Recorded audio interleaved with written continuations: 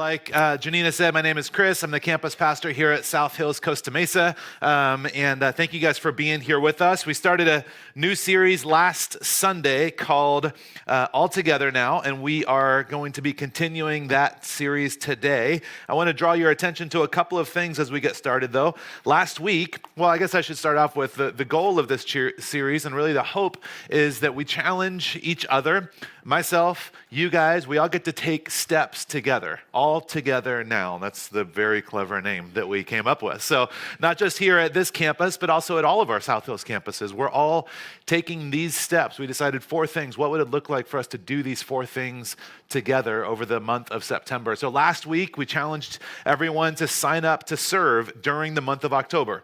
Said, hey, you don't have to serve every weekend. You don't have to serve forever. You don't have to commit to something for the rest of your life, but October is a big opportunity. That's actually why we're doing the Campus Cleanup Day. We always have a lot of guests come to South Hills during the month of October. We do something called Family Month. It's a lot of fun.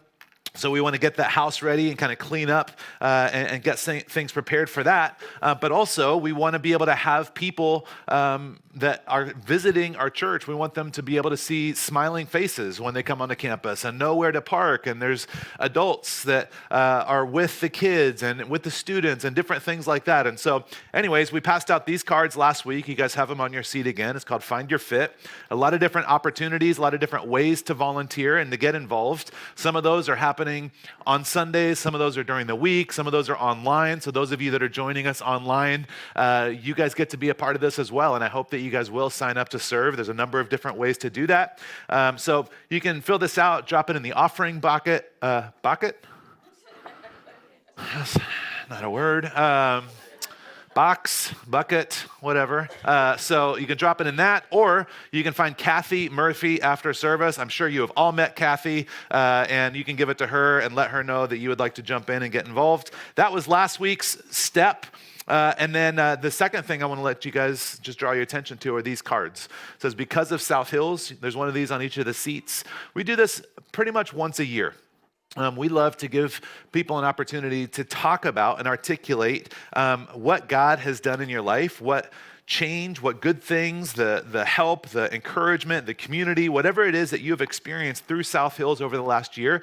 We'd love to be able to collect some of those stories. And so sometime during today's service, if you get bored or start to doze off a little bit, you can just kind of write down, because of South Hills, I got a nap in this morning. Or if you want to do it after service, just sometime before you leave, if you guys wouldn't mind filling those out, I would love to be able to collect those. Again, you could drop it in the offering bucket, or you can give it to Kathy, whatever is easiest. But yeah, if you guys can do that, that would be awesome. You guys with me?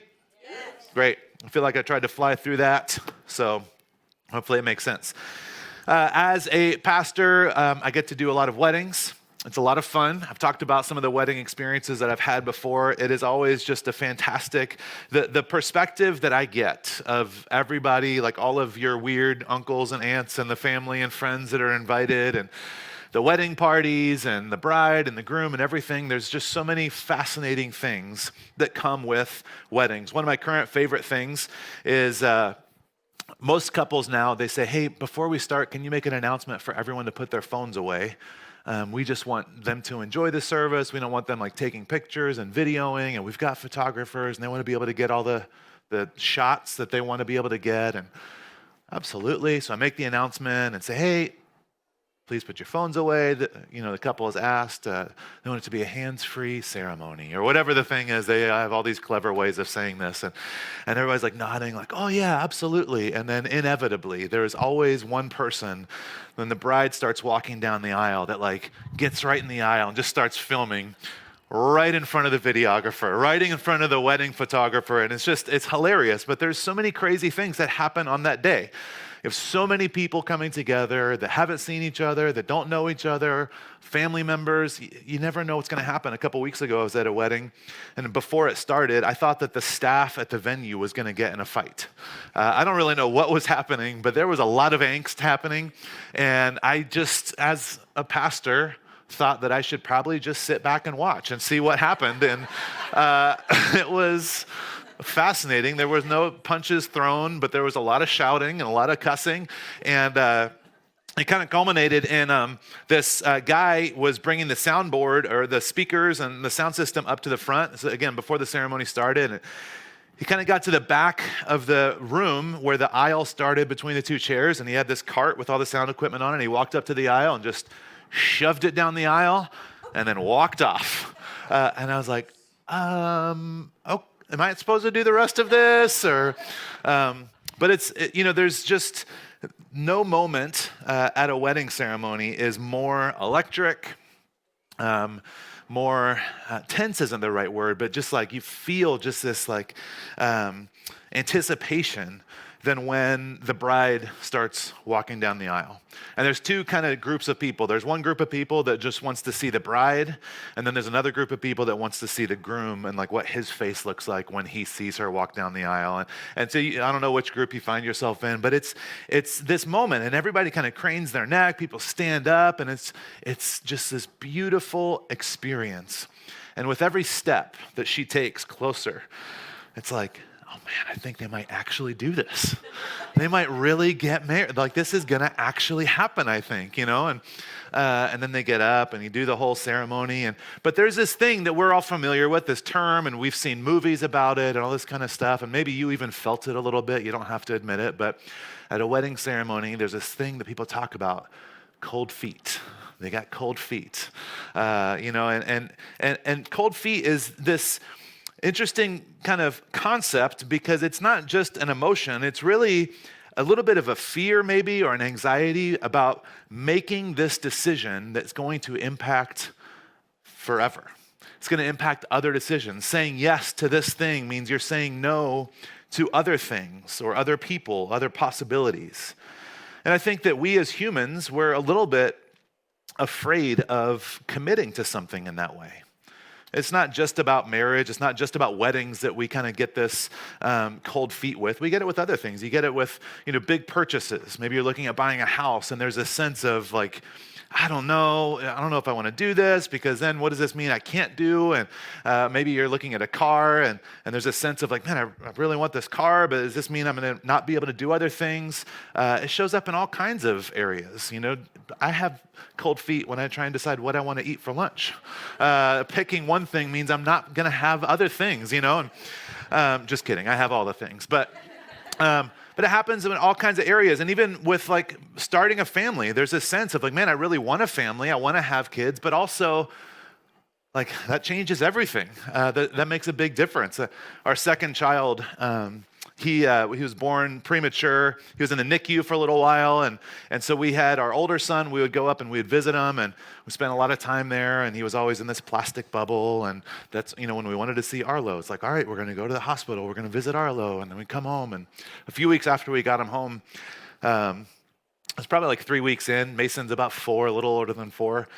And he just said, okay, we can take him back now. I was like, what? He's like, we'll take him back to the plastic bubble. I was like, oh no, buddy, this is a life choice. It's not a great refund program, especially this one. But there's just all of these experiences. It's not just marriage. It's actually not even only marriage. It's so many different things. Today, in this All Together series, today what we're talking about is generosity. We're going to talk about how we actually get cold feet even around the idea of giving money away, being generous with what we have. We love the idea of it, but there's also this fear that starts to come with the sense of, well, if I give, then what will I not get to do?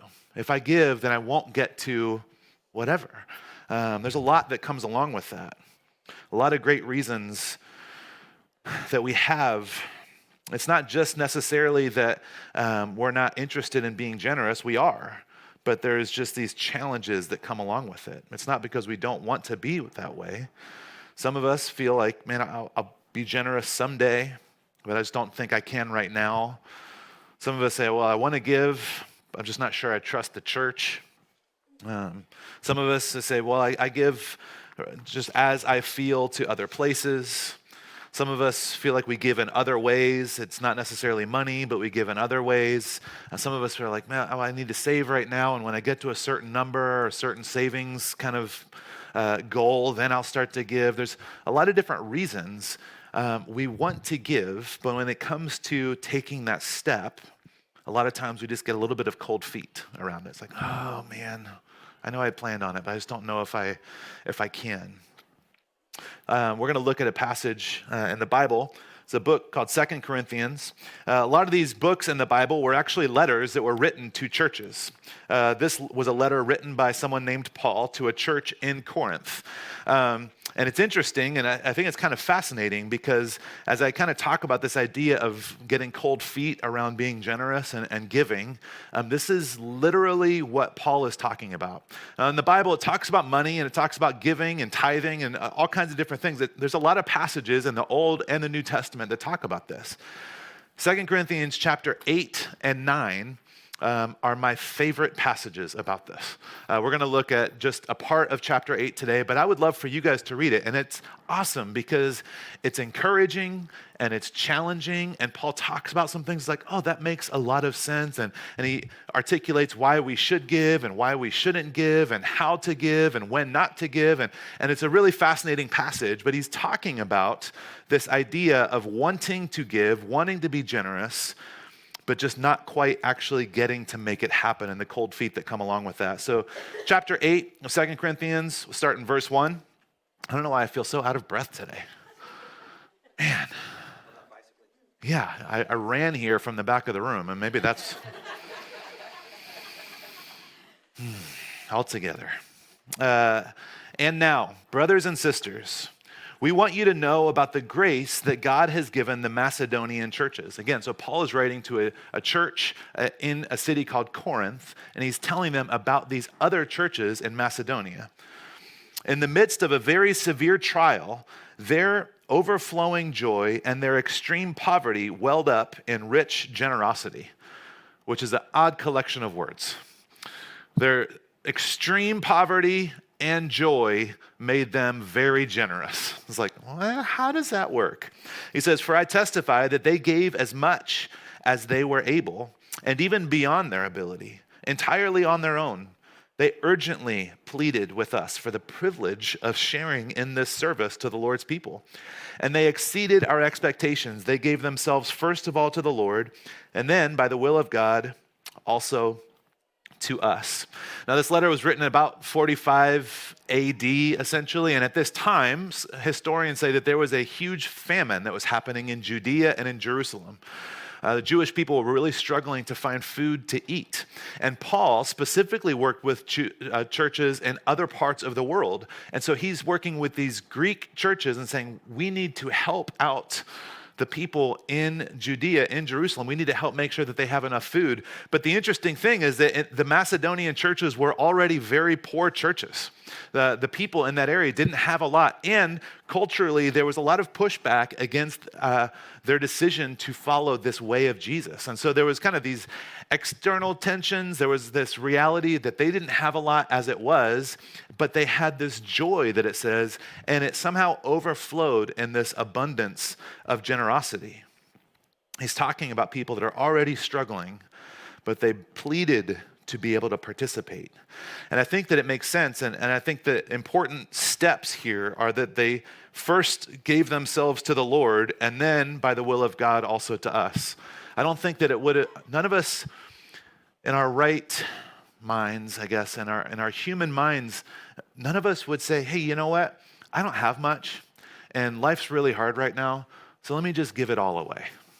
Like, that's not a natural step or a natural place that we get to. That only happens because they had already kind of given themselves and committed themselves to God, and they understood, and it was built in this idea of generosity, of giving, and that God is the one that provides for them. Understanding that allowed them to be able to then give in this generous way. It goes on in verse 7. Again, Paul's writing to the church in Corinth. He says, but since you excel in everything, in faith, in speech, in knowledge, in complete earnestness, and in the love we have kindled in you, see that you also excel in this grace of giving. Saying, okay, there's a few things that are really important, and you do so great at these things. Also, you need to do great in giving. You need to do great in generosity. Learn what does it mean to be able to do that. The English word excel, it comes from this Greek word that means kind of a literal translation would be beyond all measure or over and above. It's not, because you can kind of take the word excel and be like, man, they're just good at it. He's saying it's not just that they're good at giving, it's a quantity type of term. It's an overflowing, an abundance. They have this overflowing generosity built into who they are. And I love that it says, see that you excel in this grace of giving. Not in this requirement of giving, not in the law of giving. Generosity comes from grace. From experiencing grace, from understanding what grace is. One definition that I read this week, it says generosity is the overflow of God's grace in our lives, spilling over onto others. It's the overflow of God's grace in our lives, recognizing that what I have, I worked for it. I have a job. I got paid. I saved up. But everything that I have, including my ability to work, is a gift from God. Everything that I have is entrusted to me by God. And generosity is when we recognize that this grace that we have been given, it's not just for me. And actually, I've been given so much that I can let it overflow onto others. I can be generous with what I have because I believe that God is the one that has given it to me. This grace turns into generosity. He goes on in verse 8, and this is everyone's favorite part. He says, I'm not commanding you. Like, yes. But I want to test the sincerity of your love by comparing it with the earnestness of others.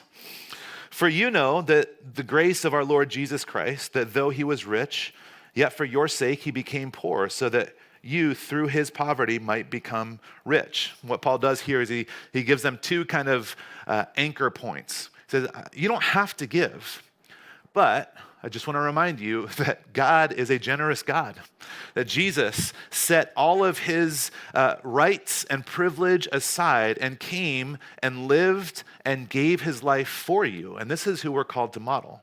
So you don't have to, but, just look at Jesus. WWJD. No, I was kidding.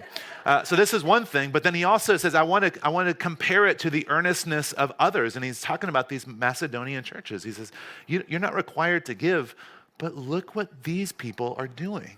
It's so amazing. It's interesting because he says it's not required, but it's encouraged. He wants to see it. He longs. He hopes that it'll happen. I was thinking about it because I've got two kids. I talk about them all the time. And one thing that they have always excelled at is wanting people to share things with them. They are not great at wanting to share things with other people. I'm sure it's just my kids that are this way. And not an adult issue at all. It's just a kid issue. When they got to that age where they started arguing and wanting these things from each other, I just always drew this really hard line in the sand and said, no, you have to share. You have to share that with your brother. You have to share that with your friend. You have to share that with whoever it was. And Ez, over time, finally got me to realize, she's like, no, they don't have to share. They are not required to share, but we want them to. And as a parent, there is nothing more incredible than when my child on their own decides to share. And you guys get that. You guys have seen this thing. Even if you don't have kids, you understand like the beauty, the movement that starts to happen when someone chooses. They don't have to share, but I want them to. I want them to so much. Not just because I want his brother to be able to play with the Lego, but because it shows something about their heart. When they choose to share, it actually speaks to who they're becoming. It speaks to the way that their heart is growing. It speaks to the kind of person that they're going to become as they become young men and then adults. They don't have to share. I don't tell them that they have to share anymore. But man, I really want them to. I want them to so badly because I think it just communicates so much about the way that they're growing and the way that they view others. I think that's what Paul in many ways is saying in this verse. I'm not commanding you to, but I'm testing you. I want to see how you do with this. You don't have to, but wouldn't it be incredible if you chose to, if that's how you responded? In verse 10, he says, "Here is my judgment about what is best for you in this matter. Last year, you were the first not only to give, but also to have the desire to do so." So he's affirming, he's like, you guys already gave, and you guys were the first ones to want to give. "Now finish the work so that your eagerness or your eager willingness to do it may be matched by your completion of it, according to your means. For if the willingness is there, the gift is acceptable according to what one has, not according to what one does not have." He says, you were the first to give last year, and you were the first to have the desire to give. I want you to finish what you really actually want to do. Seems like you may have gotten cold feet. It's like you chose, you wanted this thing, and at some point you kind of fell off. I want you to take that next step, to finish, to do what you wanted to do, what you desired to do in the first place.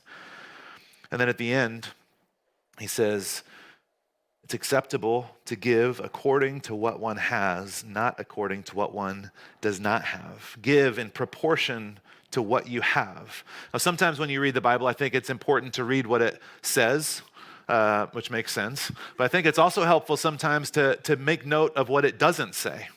It doesn't say to give X number of dollars regardless of who you are, regardless of what's happening in your life, regardless of how successful your work year has been, regardless of how challenging your work year has been. He says, it doesn't say to give in proportion to what you don't have. It says to give in proportion to what you do have. But if we're honest, I think that most of us, and I do this for sure, we let what we don't have dictate what we do. I let what I don't have make decisions for what I do with what I do have. It happens all the time. All of the time. It's like, you know what? One day when I have blank, then I don't have it right now, so I'm not going to do anything right now. But there's this invitation that says, give according to what you have. It's a beautiful thing.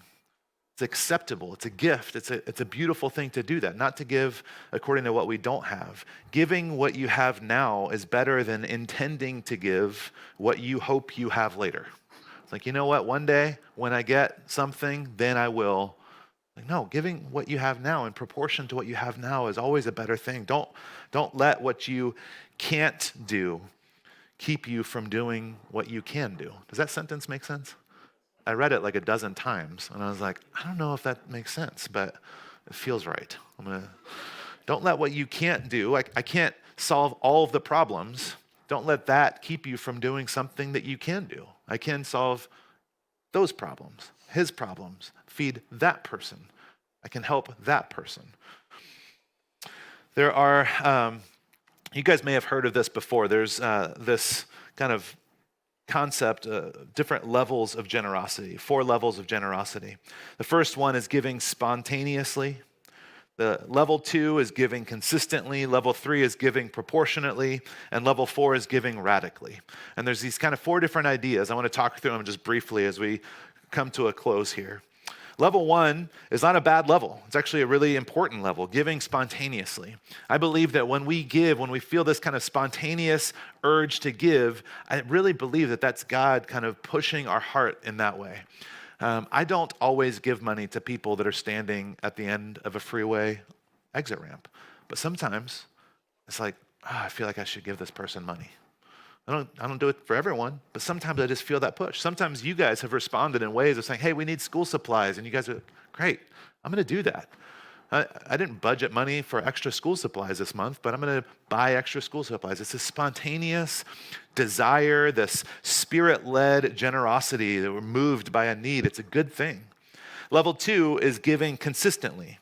It's not saying, I'll give when I feel like it. It's saying, no, I'm going to choose to give on a consistent basis.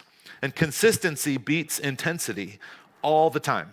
Consistency is always more impactful than intensity. If you want to grow in any area of your life, you have to have consistent habits.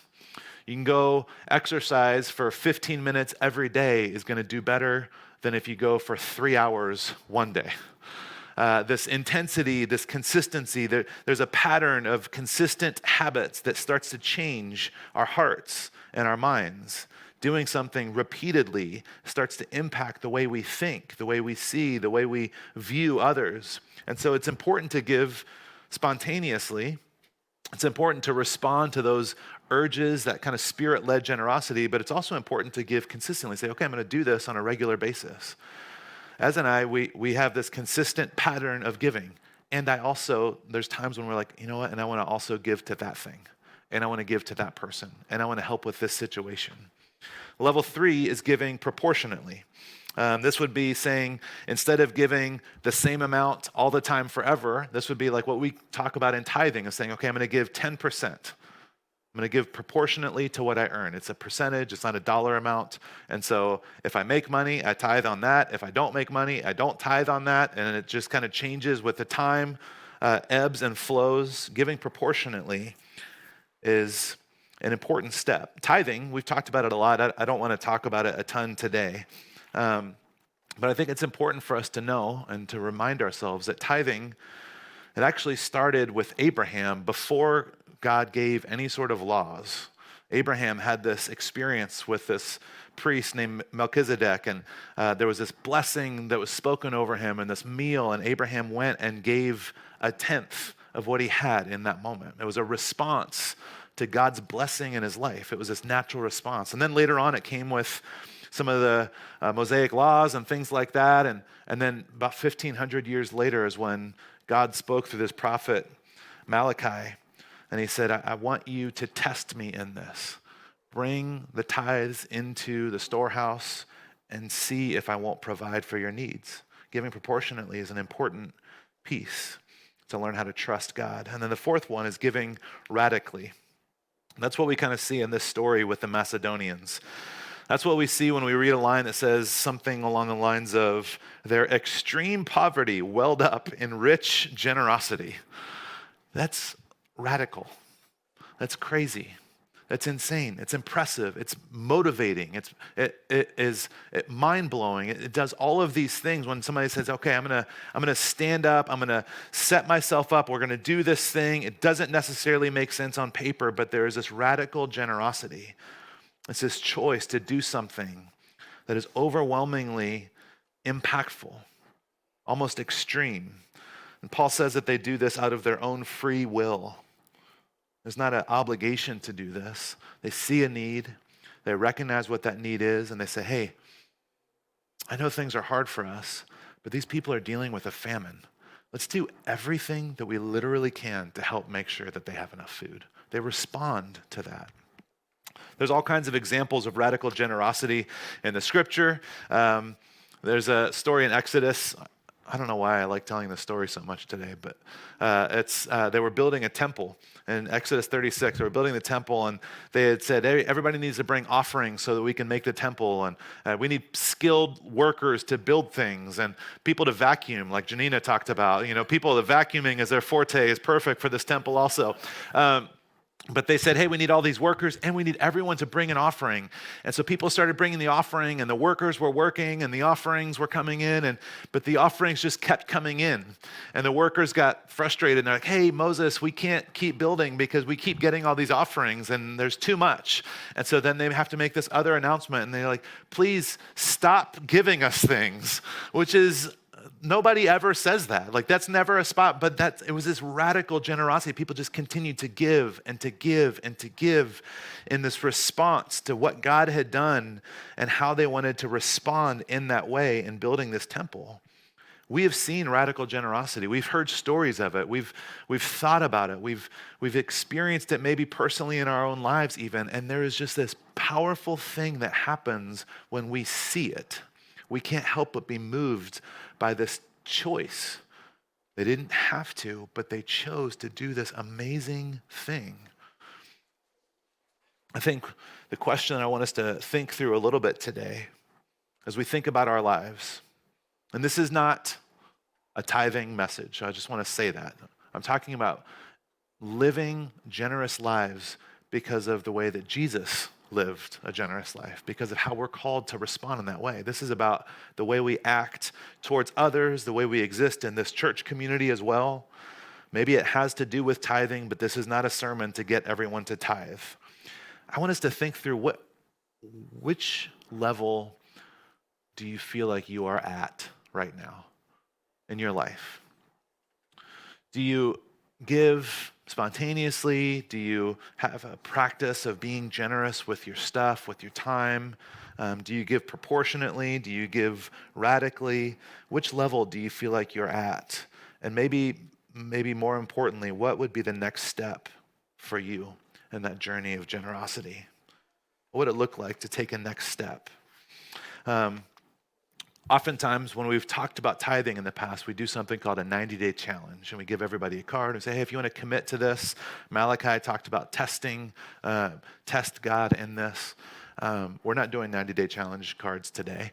We want to do something a little bit different. We want to invite you guys in our All Together Now series, along with all of the rest of our churches, to try and give radically. Not radically to this building, not radically to, the church specifically, but through the church. There's an organization called Convoy of Hope.